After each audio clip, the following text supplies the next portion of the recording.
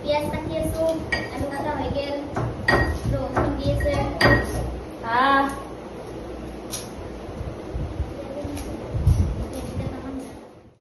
ইফালে ৰান্ধনীয়ে একদম পোলা বনাব লগাই দিছো দেই আজি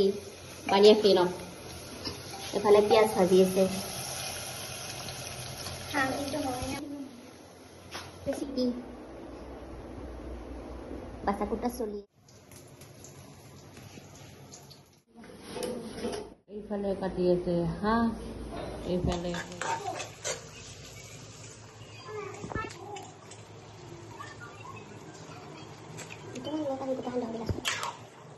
कैसे हमार मांस बनाए से पूरा मजा पे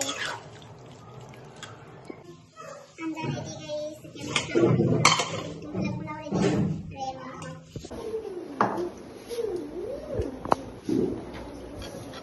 আমি খাবলৈ পুৰা ৰেডি দেই আপোনালোকে চাব আমি খাওঁ